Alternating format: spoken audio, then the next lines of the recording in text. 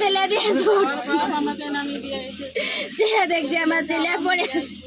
আপনাদেরকে জানিয়ে রাখি, বহরমপুর থানার অন্তর্গত গোবিন্দপুর সুবর্ণ যে রেল গেটে উদ্ভূত হয়েছে 5 জন পরিবারের পাশে এসে আশ্বাস দিলেন বিজেপি মুর্শিদাবাদ জেলা সভাপতি মলয় মহাজন। তিনি পরিবারের পাশে আসেন এবং পরিবারের সদস্যদের সঙ্গে কথা বলেন, আশ্বাস দেন যে সব সময় পাশে আছে, আজকে বলে না আগামী দিনেও যদি আপনাদের কোনো সমস্যা হয় সেই দিকেও তিনি লক্ষ্য রাখবেন। আমি কাজ ফেলে দিয়ে দৌড়ছি, দেখছি আমার ছেলে পড়ে আছে, আমি মুখটাও দেখতে পারিনি। ভয়ঙ্কর চেহারা। পাশে থাকুন গ্রামের মানুষজন যারা আছেন, এই সময়টা তো খুব কঠিন সময়, তো আমরা পাশে দাঁড়ানোর জন্য এসেছি। আমার বেটি বুঝে মা আর একটু আপনারা পানি প্রতিবেশী দাও, সবাই। আমি এমনি করে ধরে একটু পানি খেয়ে দিলাম আমার সোনাকে।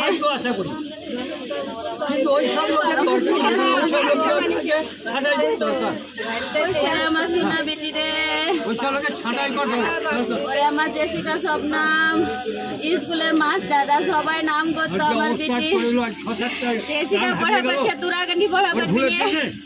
জেসিকার হাতের লেখা দেখ কি সুন্দর, তোদের হাতের লেখা খানি খারাপ।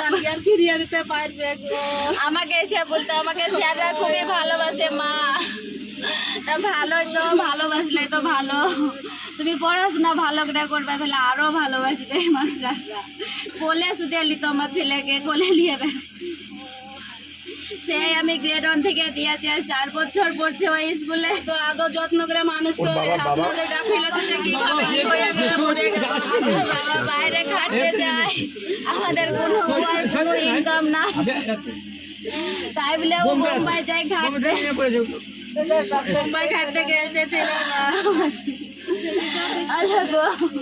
একটা মেয়ে আছে, ছেলে নাই আমার, আর একটি ছোট বেটি আছে। কিসে পড়তো? ও ক্লাস 3-তে। আরেকটা মেয়ে। আমার দুই বেটি, আমার যা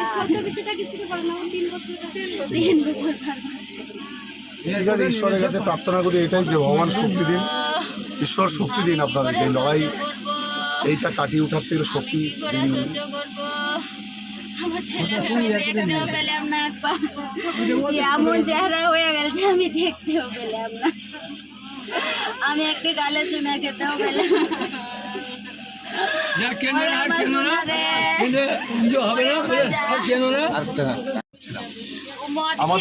চাকরি করছিল, হয়তো আমাদের ছোট ছোট শিশুদের তো কোনো অপরাধ ছিল না, কোনো অপরাধ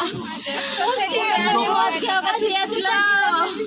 দায়িত্ব জ্ঞানীনতার জন্য, সত্যকে অবহেলার জন্য, গাফিলতির জন্য আজকে এতগুলো মানুষের জীবনে বিপর্যয় নেমে এসেছে। এই বিপর্যয়, এই অবহেলা থেকে, গাফিলতি থেকে যাতে ভবিষ্যতে আর না হয়, আর কোনো মায়েকে